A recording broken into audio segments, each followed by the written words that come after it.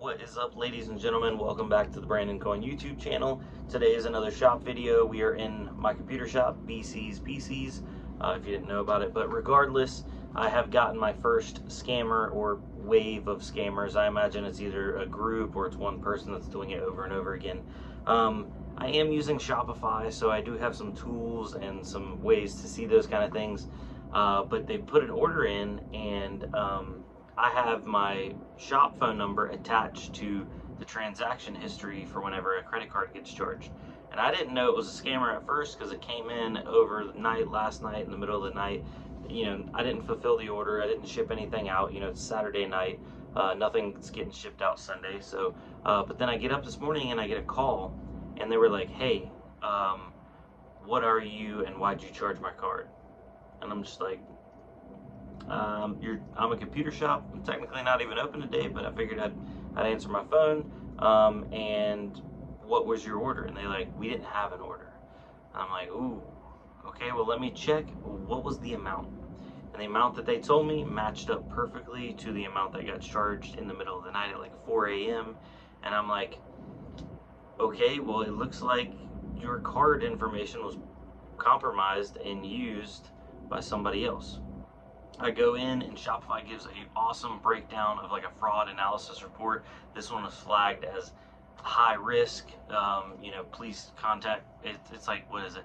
It recommends contacting customer for further verification. Blah blah blah blah. But high risk of fraud.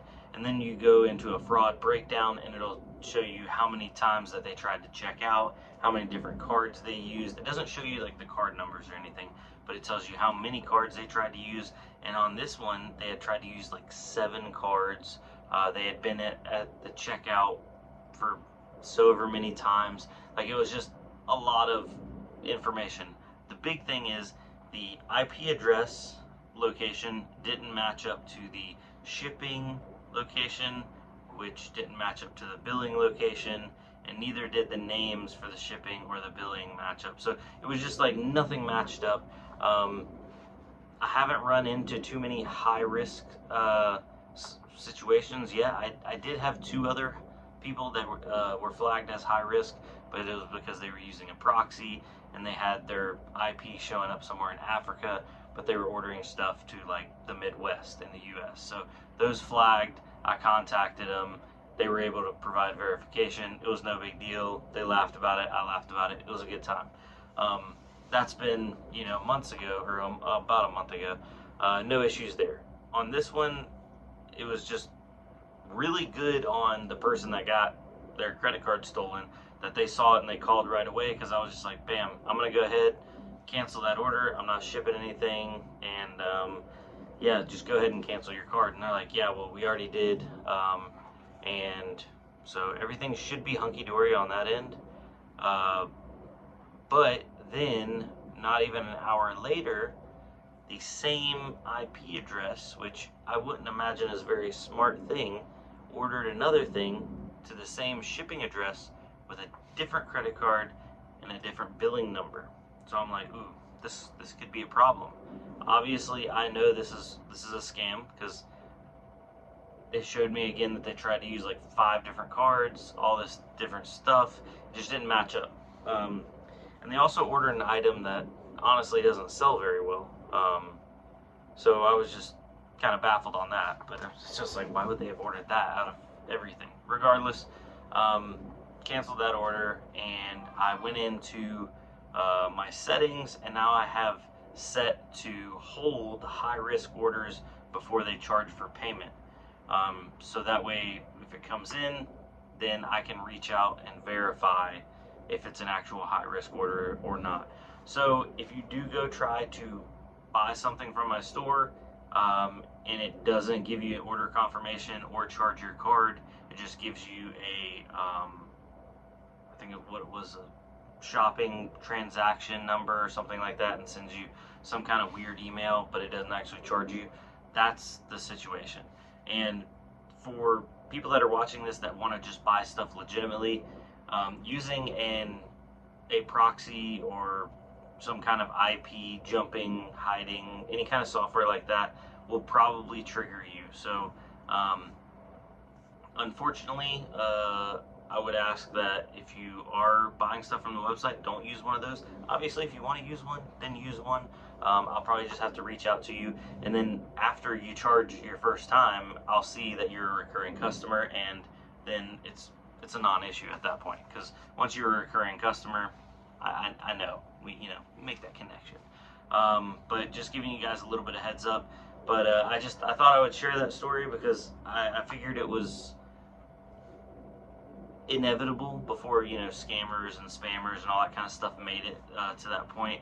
But since I have enacted that new set of rules, or governing guidelines, I've already caught 3 more orders, and luckily it didn't go through the payments, it didn't go through the processing. I just saw that they have put up a transaction ID. It doesn't even pull the items out of inventory, so it just basically puts it into a limbo state, a hold state, and then I just cancel it. And it's not really,